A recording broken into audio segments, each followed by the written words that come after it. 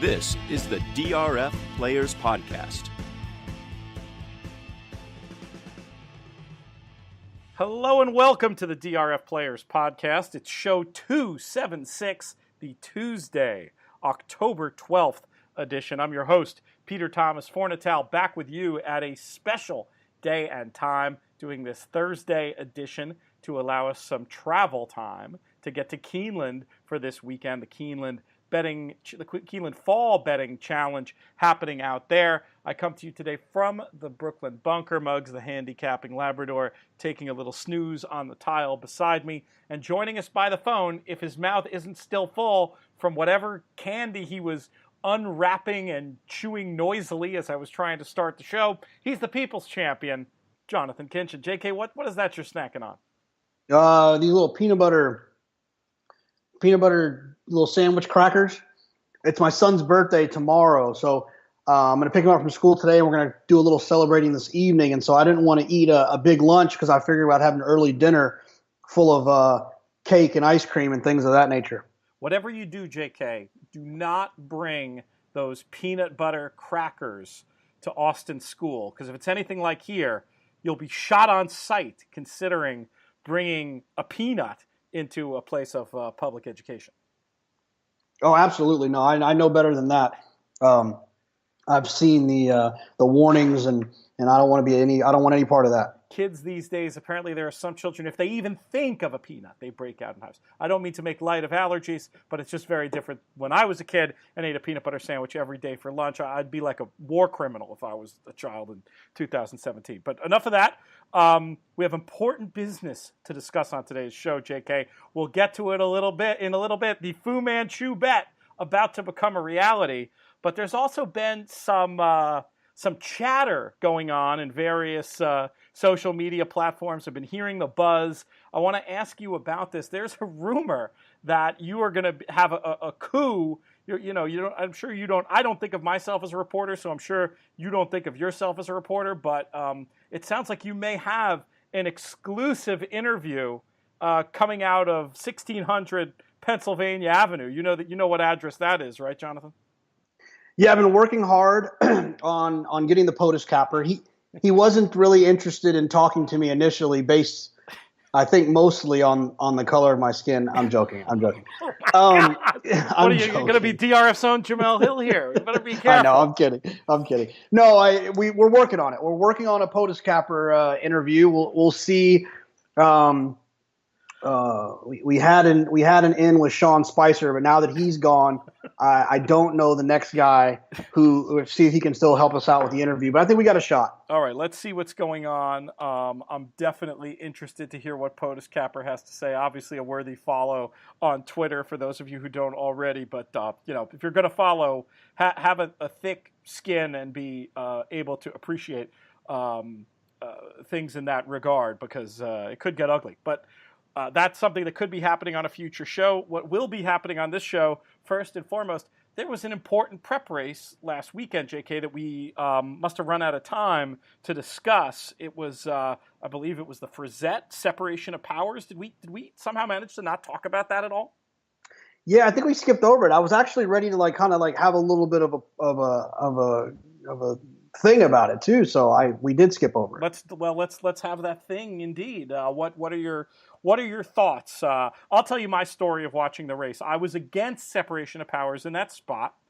I was also watching multiple football games where I may or may not have had live wagers, because of course that's not exactly legal. But as they were turning for home, separation of powers looked all into me.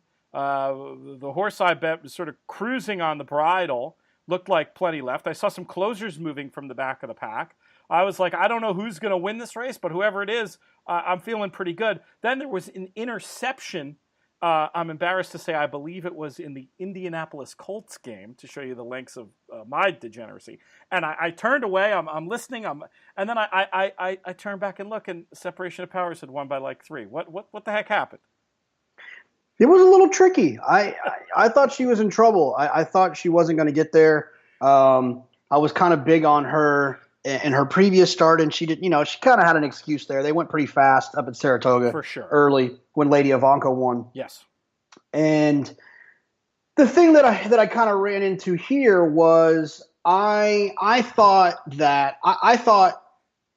the same thing you did. She was all in earlier than I would have liked for her to be all in, and then we had a little bit of a discussion in our group chat about the final time not being very fast and it not being a very impressive race. And then I went back and looked at all the Frisette winners. And this is like the figure's on par with all the rest of those horses. And those horses, I believe, I don't have the numbers in front of me, but I think like 4 of the last 6 went on to win another Grade 1 along the way. So I don't think it's though crucially not the Breeders' Cup juvenile fillies. No, but have gone on to turn into something. So we'll see what happens. So but where does it leave? It just leaves you completely sitting on the fence, or take a stand one way or the other on this filly? No, I don't think I'll be playing. No, I think it was more. The comment was more of the suggestion of the figures being low in this race is not an indictment of the race. 2-year-old fillies just typically aren't running huge numbers at this time of the year. Sans Songbird and Unique Bella. I think that it will turn out that she's going to be okay. No, I don't want her in a few weeks. Yeah, that actually leads nicely into a question that came in. And the question was, I apologize, I can't give props for who asked the question because my memory is a sieve. But the question was about our favorite Breeders' Cup angle. And maybe this is cheating because I'm going with one that I've talked about on the show many times. But the idea for me is that in the dirt races in California, my angle at this Breeders' Cup is to be basically against the horses coming in from the east. I'm not going to do that slavishly. It's the kind of thing where maybe if the horse was going to be a A, I'd make them a B, or a B, make them a C. But I'm not going to be looking to build anything around horses with East Coast dirt form heading out to California, especially in the sprint. But I think the separation of powers race is a good example as well. I just think the different dynamics, the different surfaces of California racing, I just feel like these East Coast dirt horses are going to be at a bit of a disadvantage, and I don't want anything to do with them. I shouldn't say that.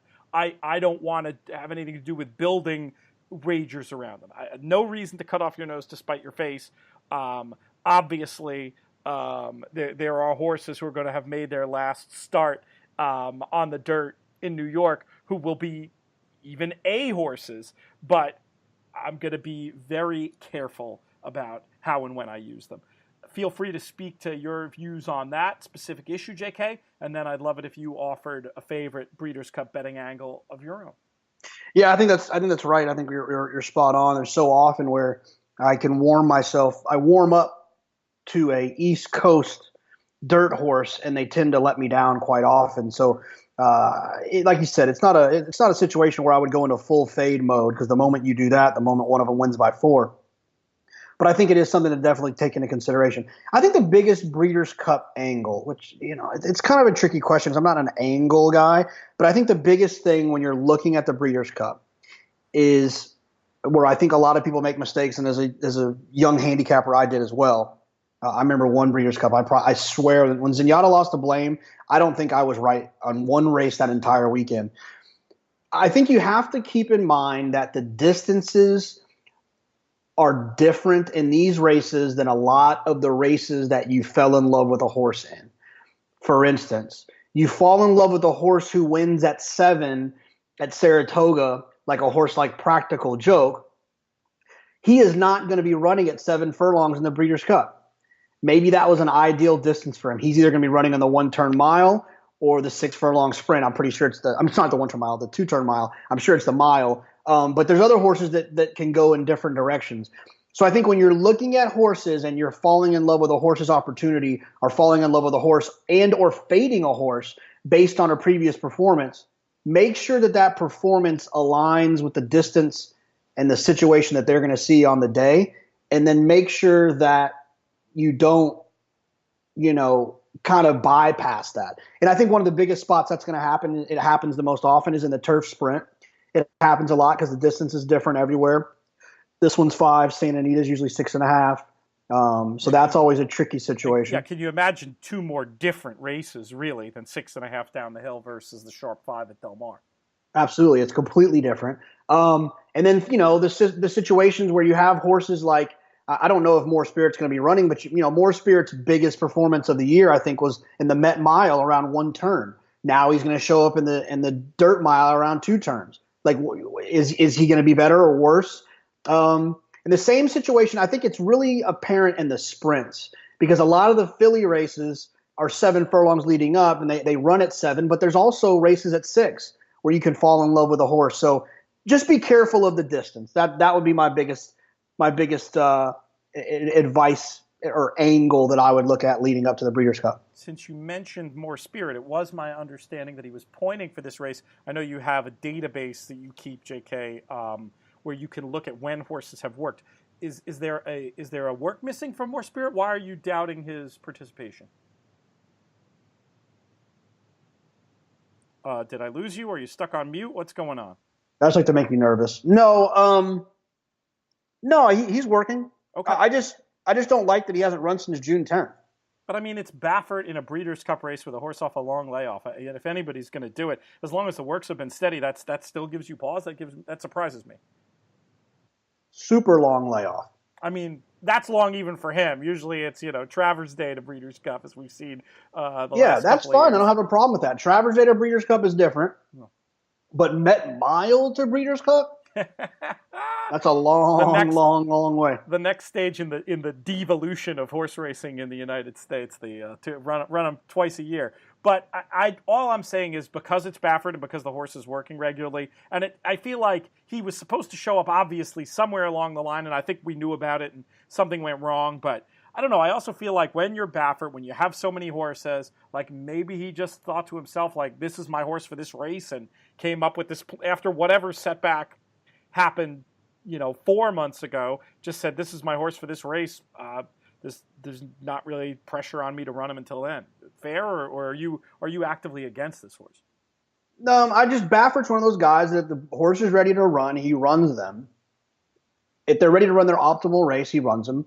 And the fact that if he would have had one race in between, I'd be fine with it. It's just a little bit of an alarm, but like I said, we'll see the workout reports and see how that comes back. And if he's working like a madman, he's one I'm going to consider. But I'm also, realize I'm asking you to have a negative opinion of a horse who's going to be the favorite. So yes, he's going to be overbet, especially off of the scenario that we're sitting here trying to dissect. Right. I think he'll be overbet regardless. I think that's fair. 9-4 currently in the betting. Practical Joke, who you also expressed a little bit of doubt about, 4-1 in the betting. Third in the betting, Sharp as Tekka, 11-2.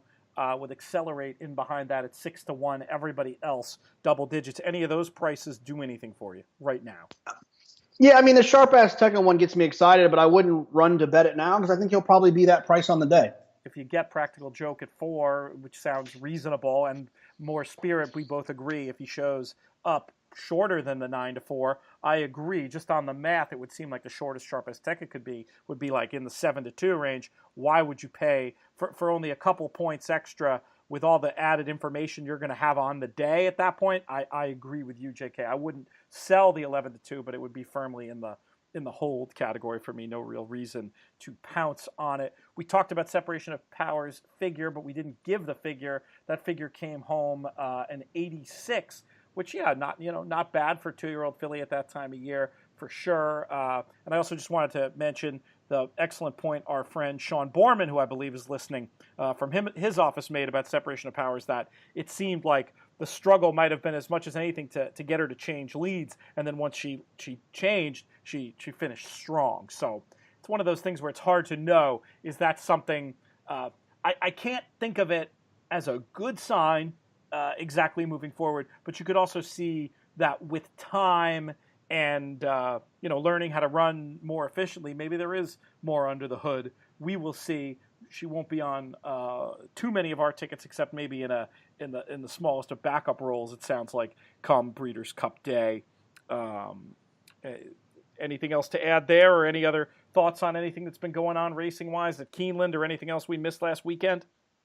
I mean, we can in the fear of forgetting to talk about it next week with being so far forgotten. Rushing fall was phenomenal yesterday. Yes, yes. Tell the story of her. Um, she won on debut. Nicely. She was bet like she was going to win. She kind of got a little bit of a setup that day, but she still was pretty sharp and ran well and won easily. And That's then the more than yesterday, ready from Chad Brown, who there was a lot of positive buzz about. Yes. absolutely, yeah. And then yesterday, she closed into I think the 6 furlong fractions were 114. She was 4 or 5 wide all the way around the turn and just won by 3 like easy.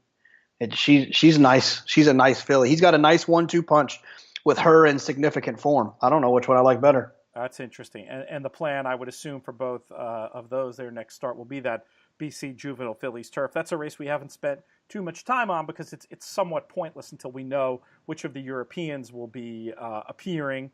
And we'll have that information in the next few weeks. Obviously, we're going to be going over all of the Breeders' Cup races in great detail as we get closer. Maybe we'll even bring in some special guests, JK, to help us dissect the different divisions. And who knows, maybe we'll even get to shoot a video or two with producer Craig, since we're going to be out there a little bit early anyway, out at Del Mar. Might be fun to button hook some of the folks who are around. Eddie, let me know if you have any other fun ideas for special Breeders' Cup coverage as we get closer to racing's biggest 2 days.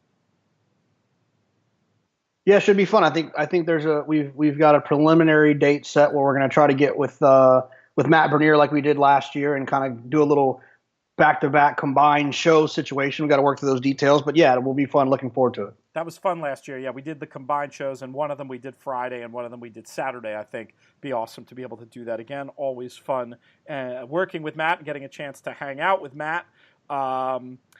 Little bit of show. This is something I've been meaning to say on the show for a while, and I keep forgetting.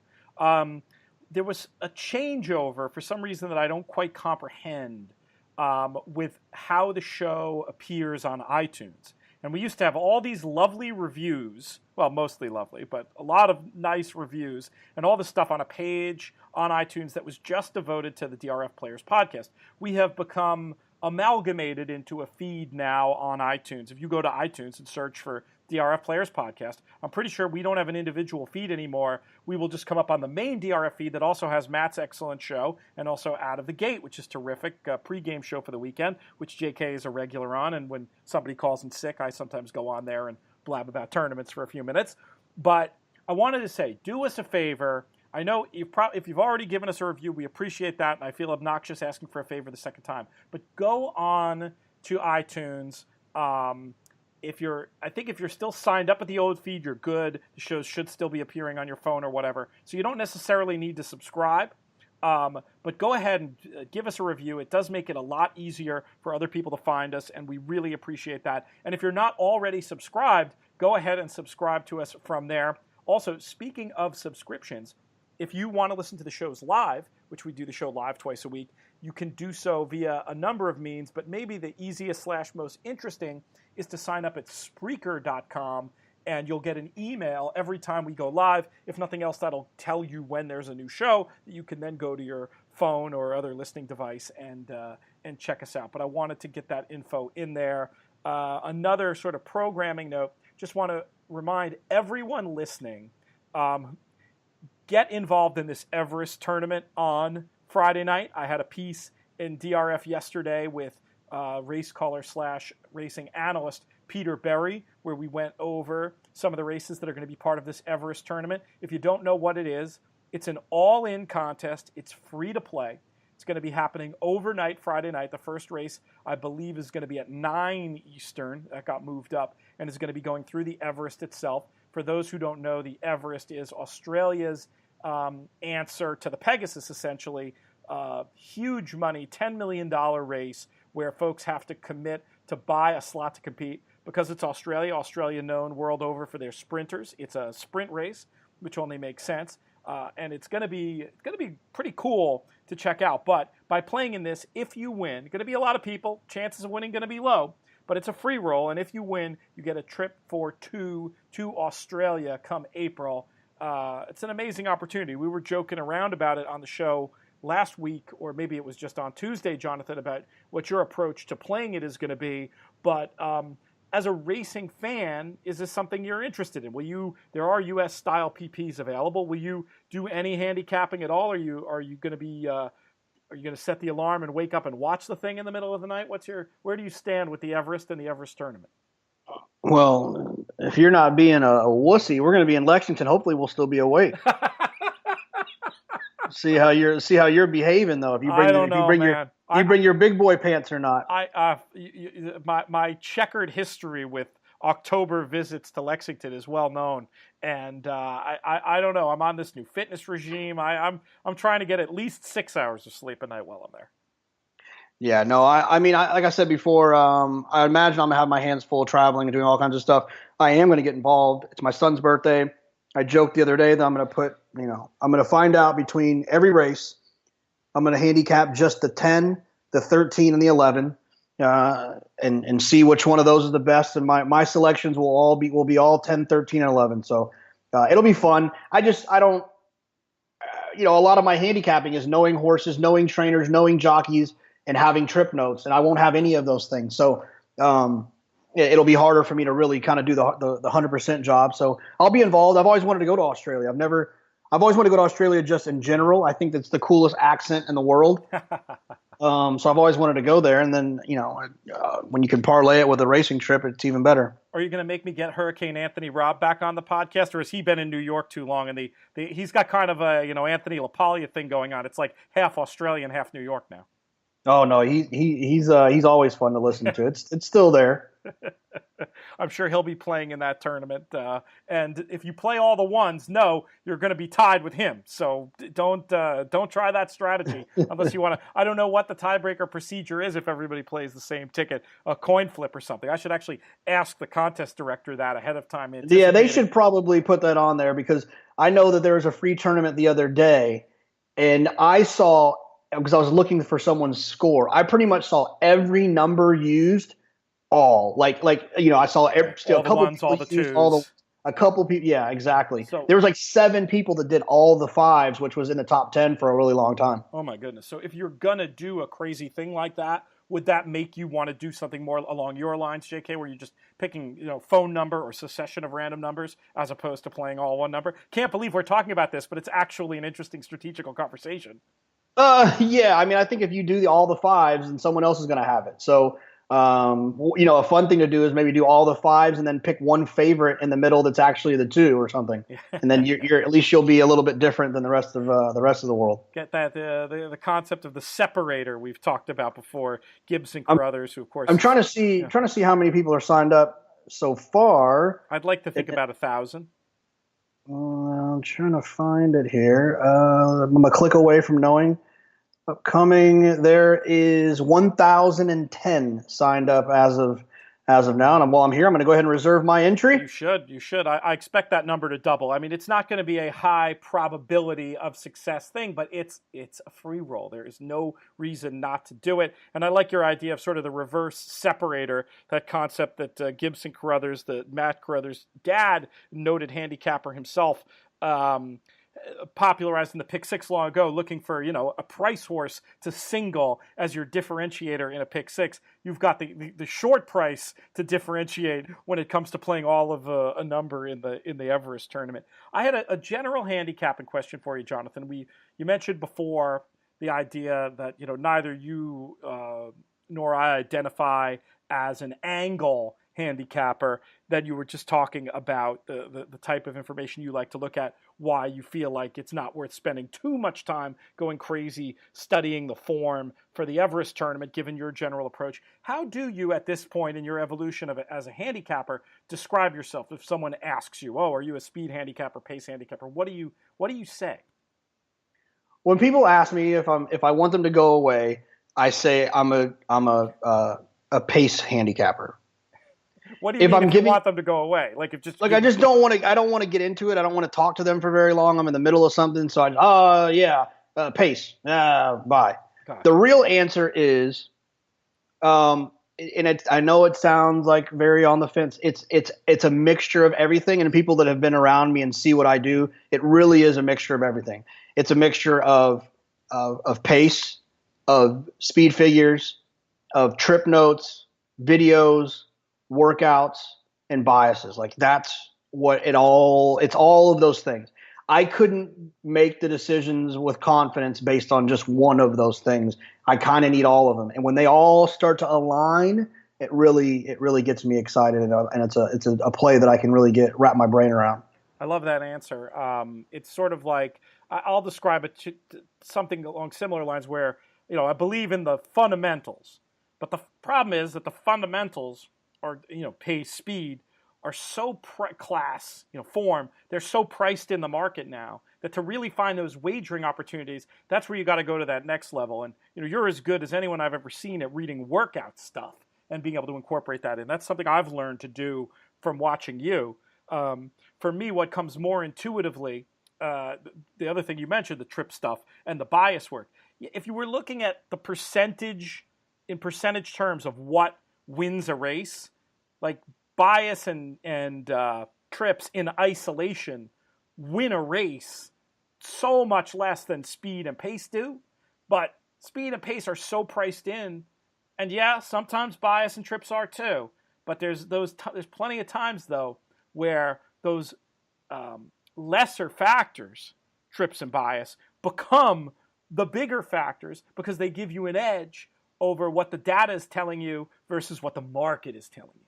And they lead to your edge. So it becomes very tempting to dial down a little bit more into those areas. Does that sound similar to what you're describing?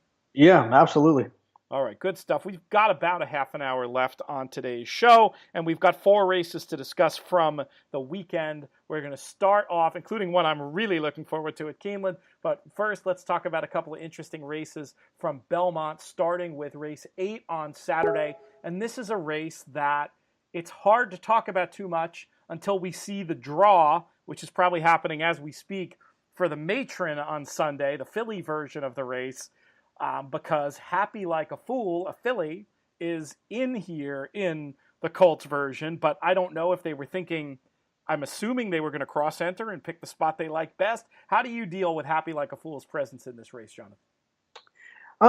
For me, it's like her Super Bowl has already happened, right? Like she ran well at Keeneland on debut, and then she shows up at Ascot, and that was her Super Bowl. 10-week layoff leading up to that, and then they give her like another 9 weeks off, and then they run her on the turf again. That's like what they wanted to do, and it's like, okay, well, the turf, the cool turf stuff is over in Europe. I guess we'll come back over here and run her on the dirt.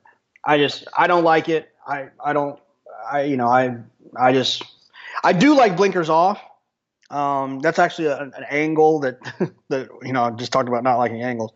An angle that was brought to my attention recently, kind of indicating that a horse, when you're taking the blinkers off of a horse who's done well, it's kind of like, okay, look, everything's kind of sorted out with this horse. We could take the blinkers off and get a little relaxation in them so that they can finish and they'll still have their speed. I want Barry Lee in here. Matt Bernier and I did a seminar when we were up in Saratoga, and we both were absolutely in love with Barry Lee when he ran in the Saratoga Special. It was bad. And we weren't the only ones. He was bad. He was 8-5 that day. So he was bad that day. He got beat 22. Then he shows up on the synthetic and wins on the synthetic at 9-5, going 7 furlongs.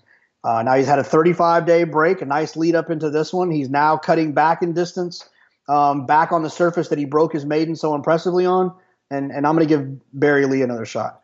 I wouldn't discount Happy Like a Fool too quickly. The blinkers off thing, I wanted to pause on that for a second because I think it's interesting. The idea behind that, I think also, if I'm not mistaken, Jonathan, is that blinkers are almost like a crutch sometimes that they'll use early. When you see a horse with a lot of equipment, it's like the most mentally mature, theoretically best horses don't go out with a lot of equipment. Like it's like a little bit of a crutch to either focus their mind or get them some more early speed or whatever. And the idea would be that, like, to take them off maybe suggests that the horse has progressed mentally. I didn't have a huge problem with that York race for her. The distance did not look like her friend, but it could have also just been that She doesn't like soft. She's not interested in fall ground. So the thought of putting her on the dirt, a surface where Craig Milkowski, Timeform US, gave that race a 101 figure back in whatever it was, April. That equates to about an 81 buyer. I mean, that alone makes her a threat here, let alone if you project any improvement. I mean, if she's still a horse, she's going to be very, very tough in here. That said, I kind of expect her to show up on Sunday. And the other one that I want in here is Engage. Just seems super logical. And I thought could get has shown some closing ability. And I know that was very weird last time with all the drifting out, but I'm thinking with more time to have gotten the issue straightened out and against the right field. I mean, I guess I'm just giving you the 2-1 morning line favorite who might be shorter than that, but she'd be an A for me on everything. And I'll take another look at your Barry Lee. I had missed Barry Lee the first time looking through. And like you mentioned with the figure that Happy Like a Fool ran in April, Barry Lee ran a 107 time for him in July. I don't know, it's a little bit later along. Obviously, your point is that it happened so early. Right. The other thing about Barry Lee is we've talked about on this show before. I don't think it's any big secret. Laurel is not. The rail is not where you want to be in Laurel or inside of horses. It's not ideal down there. And Barry Lee ran that 107 down there. So I think there's a lot of reasons that this horse can improve, and I'm going to look for him to do so on Saturday. I would say, just to further that conversation, you'd expect normal development of a young horse. I haven't studied this, so it's really going by feel, but like 1 to 2 points a month. So if you take like the extreme optimistic view of that, you could still put Happy Like a Fool ahead of Barry Lee. But realistically, yeah, they're probably, if you're just looking at best dirt figures, you're probably looking at them on even terms. We have time. We have a little bit of time left in the show, so I'm just going to ask you what your thought was on what went wrong with Barry Lee in the Saratoga race, or if you're just sort of generically putting a line through the race. Generic. I have no idea. But the race that he ran at Arlington kind of gave me the fact that he's all right, everything's fine. It was just a situation. Copper Bullet ran huge that day. I know that much. That was a pretty tough field. There's been 2 winners out of that race since then, and they ran a little bit. I mean, it wasn't like a dead out sprint, but he ran a little bit there. Super low figure. Are you just not caring about that because it's synth versus dirt?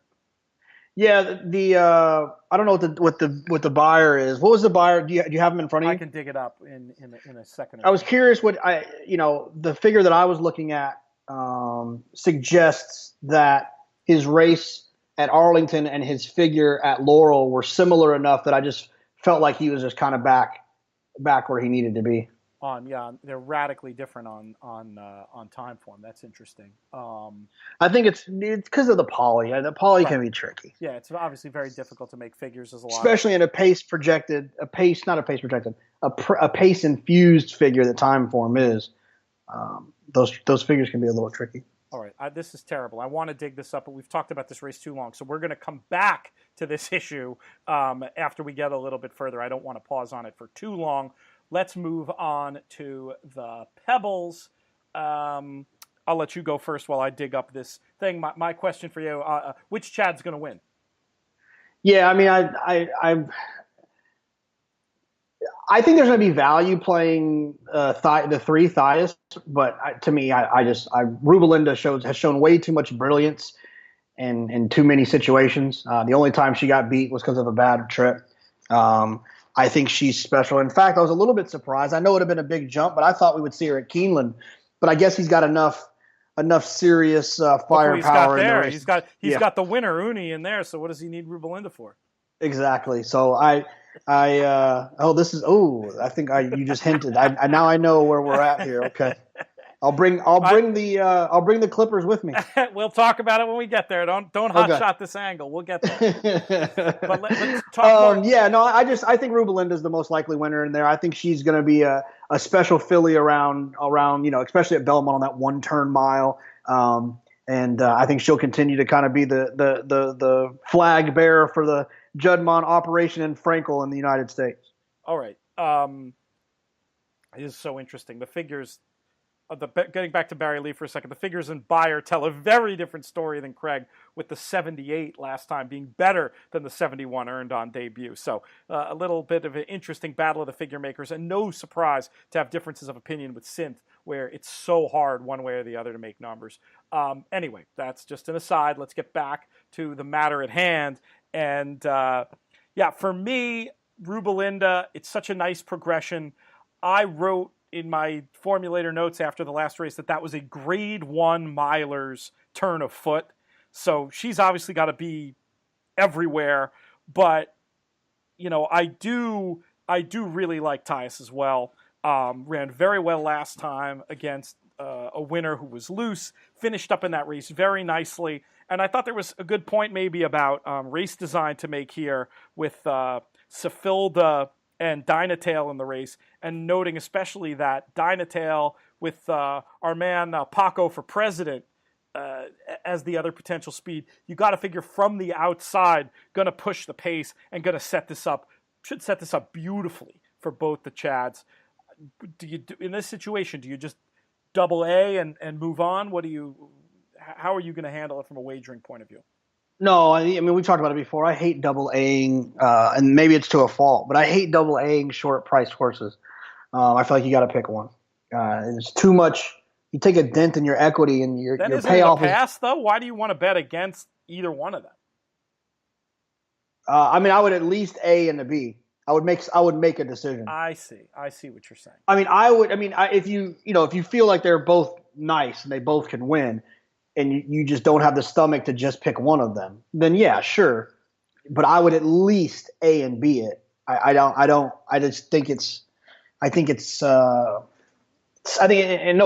I'm not being offensive, but I think it's sloppy if you use, because you can't like them both the exact same amount. Let me correct myself, and I meant this, but I didn't say it, so I deserve the sloppy knock.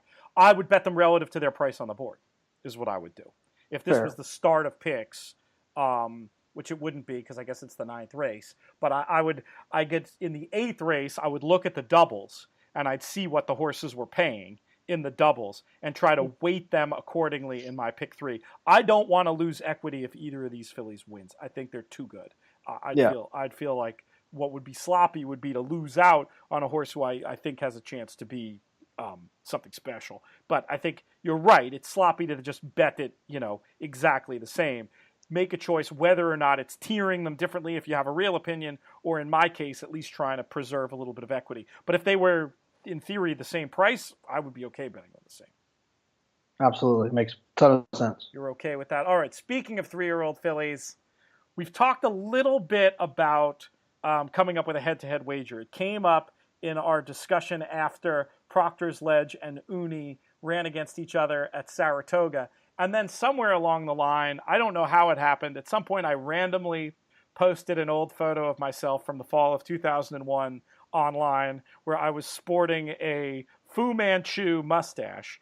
And somehow we got the idea, or someone else proposed the idea maybe, of having a bet where the loser, a head-to-head, you and me, something I don't really recall if we've ever done. I remember several spirited head-to-heads with you and other folks who've been on the show, especially podcast host emeritus Mike Hogan. But I don't know if you and I have ever gone head-to-head before. And this seemed like the perfect opportunity. But it's only going to work if you've been growing out that beard that you had when we did the video show on Friday afternoon a couple of weeks ago. What is the state of your face? It's a little stubbly. I called it's a little stubbly. That makes it a lot less fun. That's a little bit of a handicap for me, I'm approaching mountain man status, and I was actually going to shave, like not completely, but go into what my wife Susan calls a fashion beard mode. More like the beard you'd expect someone like Matt Bernier to have than me. I was going to do that ahead of the trip to Keeneland, but I think to make this bet a little bit more sporting, I'm going to go ahead and leave this. And your punishment for having stubble as opposed to beard is you're going to have to wear the Fu Manchu longer. That's fair. What are we talking about? We'll get to the specifics in terms of the bet, but let's agree on the punishment first. How long are we talking about? Is it a week? Is it 2 weeks? Is it a month? What do you think is fair here? So when are we cutting it? Oh, Saturday night. I'm bringing the Clippers with me to the green room. We're gonna. Somebody's gonna be held down and forcibly shaved, a la Vince McMahon and Donald Trump a few years ago at WrestleMania. Remember when that's all we had to worry about Donald Trump? Never mind. That's an aside. That's what I'm thinking. Okay. So Saturday night for 3 days for you. So you got to until Tuesday. When do you go home? You go home Monday? I go home Monday. All right. So you have to have one full day of Fu Manchu in Brooklyn. So Tuesday after sundown, you can get rid of it. Okay. And then I will keep mine until Friday at sundown. Fair. Totally fair. I think you've given me good odds. That's totally acceptable. And the best part about it is like we don't. I don't even know I know what race we're doing it, and I know who you're going to pick, and I know who I'm going to pick, and it's over. You're that confident in your girl Proctor Sledge here. Yeah, absolutely. Yes, absolutely. All right, well, you do the race first. Okay. Yeah, I love Proctor's Ledge. I think she's a, I've said it after maybe her last 2 races that I think she's probably the best 3-year-old turf filly in the country, and I'm not going to change that now. I think the mile and an eighth is great for her. I think she's actually going to get something to run into a little bit right here with New Money Honey being drawn outside. She's kind of that trip that we talked about with I don't remember who it was, but it was at Gulfstream in a Triple Crown race where maybe it was Gunnevera, where the horse is either going to be too forward and is not going to have the kick coming home to clear from the 11, or is going to be wide around both turns. So I don't see a trip in which New Money Honey gets it done. Proctor's Ledge for me. I think the morning line is wrong on Conte Partiro. I just think that I don't think she can win this race, but 30-1 seems a little bit unfair. Yeah. Now, are you saying that as the effect it'll have on the rest of the market, or are you saying that based on her as a potential interesting long shot to throw in at least underneath in verticals? Interesting long shot underneath. It's a kind of a home game for Wesley Ward. I don't think that the race at Ascot that she won is as good as people might think it was, but nonetheless, it still was an impressive performance. And her race in the Del Mar Oaks wasn't bad either. She ran pretty good there, better than expected. And so I like her. And then if you're a Cassie person, I like Dream Dancing over La Coronel. But for me, it's Proctor's Ledge. Now, that Ascot race was pretty good, man. Rain Goddess is okay. But the great thing about Timeform US is you get the figure here and you can compare it. It was a 113. She ran a 106 before that, comes back and runs a 117. So the 113 feels okay because it's right in the middle of her last 2 performances. It's actually almost dead in the middle. So it feels like it's accurate. Proctor's Ledge is running 125s. Dream Dancing's running 119s. I don't like her for the race, particularly. I'm just saying I wouldn't grab the form of the Ascot win, but I take your point.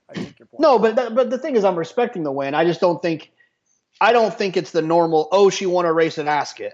Right. Well, thus the 30-1 on the. Clearly, the morning line maker agrees with you because otherwise you wouldn't have a horse just beating 2 in a Grade 1 and winning at Ascot installed at 30-1. But it is a deep and competitive field, and I appreciate. I don't know if you dislike I don't know if that was just theater, leaving all the meat on the bone for me, talking about Uni, or if you actively don't like. But you could have taken basically the preamble to why you like Proctor's Ledge and given it to me for why I like Uni. I absolutely agree with everything you said about New Money Honey.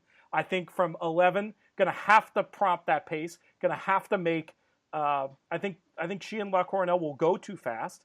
I love the idea of being able to just drop in with Uni, and I think she's the best closer, and I think she'll run them all down, including Proctor's Ledge. I think she's shown that she has the best closing kick of anybody in here. I think the fall ground at Keeneland's very different than the summer ground at Saratoga, and I think she's going to be able to turn tables here, and you're going to be looking like a 70s relief pitcher when all is said and done Saturday night.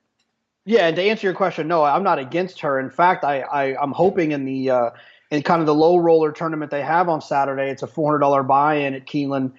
$250 goes to your bankroll, and then I think $150 goes to the prize pool. They allow doubles in there, and I would like to have some money, and I'd like to be firing away here in this double with just using those two horses, Proctor's Ledge and Uni. Okay, so you don't dislike. It'd be more fun if you. I don't actively dislike Proctor's Ledge either. I just think the value is going to lie in this spot with the best closer, and I love how it sets up for us. So. But here's the question: Is Uni going to be shorter than Proctor's Ledge? No. Off the Chad effect? No, because the Chad effect will get diffused, won't it? With the morning line is the same. The morning line is the same. That's true. But I think. I don't know, between the perception of the difference in quality of the post. Look, sometimes when you do this, sometimes we get so drilled down looking at all the data that we have and all of our notes and everything. I'll perform an exercise in this instance where you almost I'll turn off my notes and I'll look at the PP just exactly like the DRF Classic PP, just all the information that, people at Keeneland are going to have. And you can sometimes do like a blink test of who's going to get bet based on and the biggest things would be higher buyers and ones all the way to the right of the page. And let's see, when you perform that exercise, who comes out the best. I think it's Proctor's Ledge, just doing that blink test with Uni not far behind. But I think, between the last couple of figures and the ones to the right of the screen and Proctor's Ledge in bold type 2 back in Uni's PP, I'm pretty sure, I'm not interested in making any sort of side bet on this, but I am pretty sure that Proctor's Ledge should go off a half a point shorter than Uni. Okay, fair enough. As you think about it, do you stick with that, or do you think Uni will be shorter because of Chad? Yeah, Proctor's Ledge has beat her, twice now or once? Once that I recall. Yeah, okay, once. Yeah, so that carries a little bit of weight too.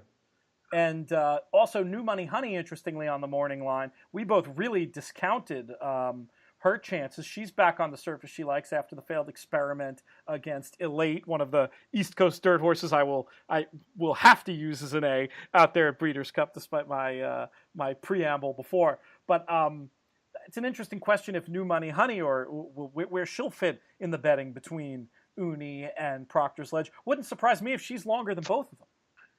Yeah, I think the draw is going to hurt her. I also think people are, I don't have a problem with what she tried, and I don't have a problem. She didn't run well, but it's not an indictment on her ability to run on grass. Doro, Distorted Humor, Mary, take your shot. Yeah, absolutely. So I could see how she could be taken ignored a little bit. So, but the Chad effect is strong. I talked to Travis Stone about this, who makes the morning line at Saratoga, and he said it was a lesson he learned early is that you got to, whatever you think a Chad's going to be, it's probably going to be a point or two less. It's tough stuff, especially I was talking the other day about shifting to more of a value approach from the selection-oriented approach I've had. That's a question I haven't yet asked myself is, how do you deal with Chad? I do not want to be in a position where I'm constantly fading his horses because they're theoretically half a point lower than what they should be. Do I build that in to my prices as a value player? Do I end up using a ton of Chads defensively? That doesn't feel right. He just wins too many races. What's your thought on that from a value point of view, JK, and with the Chad factor? Yeah, no, you definitely can't leave him out. That's for sure.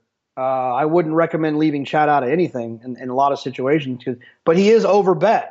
But the weird thing about him being overbet is that he also wins a lot. So it's a tough quandary to be in. I usually tend to side with him more than I do try to beat him. As more of a selection-oriented player, and I say that from observing you and because I often use similar techniques, it becomes less of a big deal exactly what and where the value is. You're sort of dealing with that intuitively. You have a business model essentially when it comes to racing of picking winners, so obviously you're going to defer towards him. Now I just clicked on Chad Brown in Formulator. I clicked on his name. Obviously, in Formulator, we have all these blue text that are hyperlinks. Chad Brown's, his numbers are unreal. I almost wanted to say a swear word in the middle of that. Here's this guy. We're saying how overbet he is, okay? The numbers don't bear it out, like, in the slightest. His $2 ROI is on just every horse he sends out is $1.83. I got to figure just through standard handicapping, you're going to be able to find the percentage to make up that 17 cents per a $2 ROI that, like, of ones that just didn't have a chance and you could eliminate. The guy's just money. And I think I've made a decision. I'm just going to build in, like, okay, my intuitive valuometer or whatever it is in my brain of what I want to put the Chad horse. I'm going to give, I'm not going to call, it's related to the Chad factor, but it's basically, I'm going to just give extra credit because these horses win so darn often and pay in aggregate so darn well. I mean, I'd wager to say, I wish I had the data in front of me. I'd love to look at the top 10 trainers at NYRA, and Muggs, huge Chad Brown fan. I'd love to look at the top 10 trainers at NYRA and look at what their ROI on everything is. I find it hard to believe you're going to find too many numbers better than $1.83. Does that stat shock you? Yeah, especially considering as much as he gets bet. It's always shocking when a trainer who your opinion is takes unwarranted, his horses take unwarranted money. For those guys to come back with a with a positive ROI or a good ROI, it can be a little bit hard to swallow. I'm going to start phrasing that differently, not to correct you, because it's obviously among other things, it's a matter of opinion. But we say they're overbet. I'm going to start saying they feel like they're overbet, because I think that when you look at the cold hard data, they're not really overbet, and it's possible that the market isn't even, in some instances anyway. I know this sounds crazy, but just looking at that one number makes me think it might be true, that they're actually, relative to how successful they are, underbet. As crazy as that sounds. No, it sounds crazy, but I get where you're coming from, and it isn't crazy. I've looked at Todd Pletcher in these regards in the past and also been amazed at how much in certain categories, how Pletcher 2-year-olds under a certain price at Saratoga, for example, the kinds of ROIs they return on horses that you'd think people were just betting automatically. Looking at his $2 ROI on everything, still very good, I would say, relative to what I would think you would see from other people. But you see the overbetting more. Yeah, the difference I think between what those guys is and other guys is they don't start no-shot horses because they don't really have no-shot horses in their barn. That's a great point. They've got enough control, and I don't mean this more than control. That too. I'll build on what you're saying, but it's more than just that though. They have control of their owners, so when they have a horse that needs to run for 40, they run the horse for 40. They win and they get rid of it. If they have, they're not banging their head against the wall with maiden special weights and losing 9, 10, 12 times because the owner's not willing to part ways. So it's also, and what I mean by more than that is, I think it's also the size of their stable, the owners they have, and it gets back to this idea of some trainers have more control over the owners than others do. They can run them when they just run them exactly when they want. It's not running because the owner wants a box at Saratoga. I don't think those guys have to deal with that nearly to the degree that most normal trainers do. And when you can run less frequently, and granted, this is not a good thing. This is very much to the detriment of the game, and something that in another discussion we'll talk about why I don't believe in unlimitedly large public stables because of this. Because you could just pick and choose where you run, never run less than 90 to 95%, and it hurts field size. It makes stake races really weak and uninteresting. It's not a good thing, but I think you're right that it does lead to these higher win percentages and higher ROIs. For the record, that Pletcher ROI, $1.68, which, I think in isolation sounds pretty good. So you can pull out the Brown 183. Right, and while we're on this topic, it's a good time to say when one of my days I was lucky enough to hang out on the backside at Saratoga, we ran into a trainer that, I won't say his name, but said why he thought Chad does so well. And what he said made a lot of sense, is that essentially this trainer said, my owners are calling me every 3 or 4 weeks asking me when I'm running. Chad can buy a horse and keep the horse and train the horse for 8 months, run him once, give him 6 weeks off, run him again, and the owner doesn't say anything. And he said it allows Chad to train his horse up to their A performance. I have to run my horse up to its A performance because I'm going to have to run him every 3 or 4 weeks because I've got owners blowing up my phone. So, it all comes with the success, right? It's the chicken or the egg. But because Chad and Todd and Baffert have so much success, they have that skin on the wall where they can tell their owner, hey, look, we're not running him. Nope, not running him. And what's that owner going to do? Move the horse to someone else who's winning at 12% of the time? No, he's going to keep him with Chad and Todd because he's going to turn on the TV on Saturday and he's going to see one of those 3 guys in a grade 1 winner circle.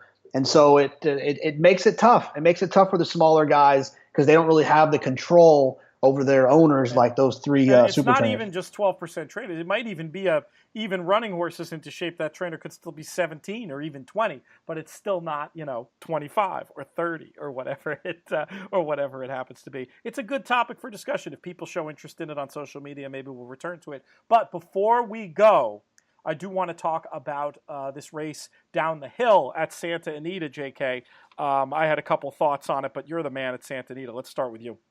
These are some of the fun ones I get really excited about with some good opportunities. The early part of the meet switch back to Santa Anita, we talked about it earlier. You get a lot of people that are looking at the form of the 5 furlong sprints from Del Mar and applying it here. I went Barbara Beatrice here for Phil D'Amato. I know that Pratt shows up on the other one, but Tiago always rides this horse. D'Amato can get a horse to run well off the break. This horse has mile performances that are good, mile and plus performances that are good, which we've talked about before, being more the 6.5 playing more like a mile race, more like a route. Horses 1 going 6.5. I like Barbara Beatrice in here. I think a lot of the other horses they're going to take money are all horses that the Moonless Sky is going to take money. That's a little bit of a closer going long. I don't love the closers going long down the hill. I like speed horses. I'm sorry, I don't like closers cutting back down the hill. I like speed horses cutting back down the hill. Miss Sunset's trying the dirt. Switching from the dirt. Long Hot Summer's best races come at 5. And the one Bad Juju, the same thing. Best races at 5 and is drawn down inside. Barbara Beatrice for me. I guess this goes against the point you just made, but it's just a long shot I want to throw in as a closer in this race, and it's Starlight Style, who I think will be a big price, has run well enough down the hill before, has been behind that other one you mentioned, Moonless Sky, who I think is logical also a couple of times, but I thought, had a really rough go of it trip-wise, 2 back. Maybe this is more one of those ones I talk about here from time to time, who I like to get something to run 3rd and 4th as opposed to win, but I think will be a big price I would use with your horse, and I would probably not let Moonless Sky knock me out of my verticals either. Any thoughts on those before we wrap this edition of the show? No, like I said, it's a tough race. I'm taking a horse off of a pretty significant layoff, 315 days.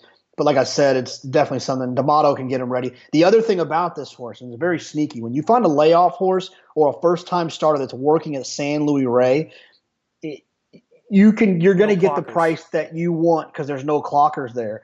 But the negative is you kind of got to go in blind a little bit. This horse could be working awful, could be working great. I can tell you that my price won't get knocked down, though, if the horse is working well. Will you look for subtle tote action in that instance? You know what I mean? Like a subtle indicator that people associated with the horse or the barn are betting the horse. Like if that horse is totally dead, it would make me think the horse needed one. And if the horse was close to the morning line even, I'd consider that an indicator of liveness. Yes, I would. However, I wouldn't wait for the win board to show up and look at what it is there, because it's just tricky that, money comes late. And when you're trying to make decisions, you need to be able to make them with 15 minutes to post, 10 minutes to post, to start formulating what you're going to do. Figuring it out that this horse is dead or on the board or is taking a lot of late money with 1 minute to post doesn't allow you to construct a ticket or a wager that I think is efficient. So I like to look at the race before and to the doubles coming into it, and also looking at the will pays once that leg does pop up. But the win, I think the win pool can be a little bit dangerous, a little bit deceiving. I think that's fair. And I'd love to talk about it more, but we are out of time. Everything you said, though, I will say this goes double when you're talking about contest play and the need to construct those wagers and have some ideas earlier, though, of course, great benefit to waiting to see exactly the price you're going to get to the end. The yin and yang of contest play, something we can talk about more in a future broadcast. JK, I want to thank you for coming out today, helping out on the show. As always, great work. Always love hearing your opinions. You're still going to end up looking like a 70s relief pitcher Saturday night, though. There's nothing. I like that joke so much I had to bring it back. It's fine. I'm in a good mood. I was playing in a head-to-head, and I glanced down and saw that the guy I was playing was using the number 4 horse, and I looked up and the 4 horse won at 75-1, and then I realized that I was looking at the wrong race. He did not have the 4 horse in that race. Because boy, oh boy, that'd have been hard to come back from, considering all the 2-1 shots I picked. A deep hole to dig out of there. Well, Godspeed in your matchup play on DRF tournaments. And I'm Peter Thomas Fornatel. We will be back to recap the weekend on Tuesday. May you win all your Fu Manchu photos.